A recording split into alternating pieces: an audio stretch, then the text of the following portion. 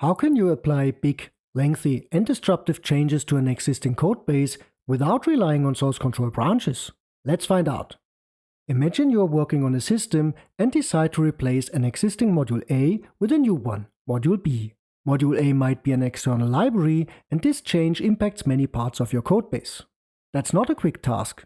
Let's say it takes you about 2 weeks to complete. Naturally, you want to commit your progress to version control every step of the way. This gives you 3 key benefits. First, you can roll back mistakes easily. Second, you can push your changes to a server, which acts as a backup. And third, committing triggers your continuous integration pipeline, giving you feedback from your automated tests. But here's the challenge. While you are making this change, you absolutely do not want to break any existing functionality. The system must remain in a releasable state at all times. So what do? You might think, well, I'll just use a feature branch for this. And yes, that's a feasible approach. However, feature branches have their own set of problems. Even if your CI pipeline runs for your feature branch, it's not true continuous integration. You're delaying the integration of your changes until the branch is merged. That delay often comes with a lot of pain, like complex merge conflicts, late feedback on your changes, and harder times tracking down bugs. All these issues pile up, especially for larger changes. So what's the alternative?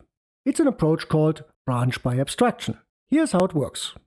First, we introduce an abstraction for module A, the one we want to replace, for its first client. In an object-oriented language, this usually means defining an interface or an abstract class.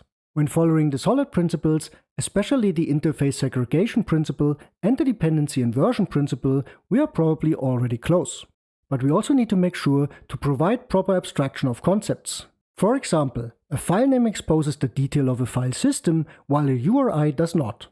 Next, we update this client to use the abstraction layer instead of directly depending on module A. Then we provide module B as an implementation of the abstraction, satisfying the needs of the first client. We provide this implementation in small steps, ideally test-driven.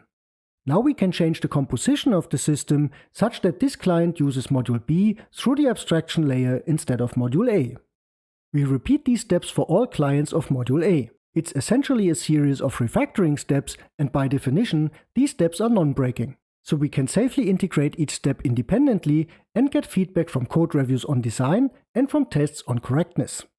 While in the process of migration, it might be that the system won't fully work until all clients are updated. This is where feature toggles come into the picture, allowing us to test both implementations side by side. For the full benefit, we configure the continuous integration pipeline to test migrated clients with both the toggle on and off. This allows us to compare the test results, adding an extra layer of confidence in our changes. Once all clients have been migrated, we make module B the default implementation and deprecate module A. At this point, it's worth considering pausing the refactoring until the next release. Depending on the complexity of the system, there might still be undetected issues, and keeping module A as a fallback allows us to roll back quickly and easily in such a case. To finally complete the migration, we remove module A as well as the abstraction layer. However, before removing the abstraction layer, think about whether it still provides value. For instance, if we anticipate replacing module B in the future, the abstraction layer could prevent clients from making assumptions about the implementation, making future changes easier. This approach has several benefits over using a feature branch. By integrating each step as we go, the team stays aligned and can provide timely feedback through code reviews.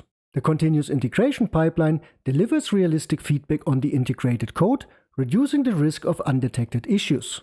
Frequent merges keep conflicts small and manageable, ensuring a smoother process. Additionally, creating the abstraction layer often improves system understanding and can improve the overall design. Thanks to the abstraction layer, we can maintain a single codebase throughout the migration while keeping the system in a releasable state.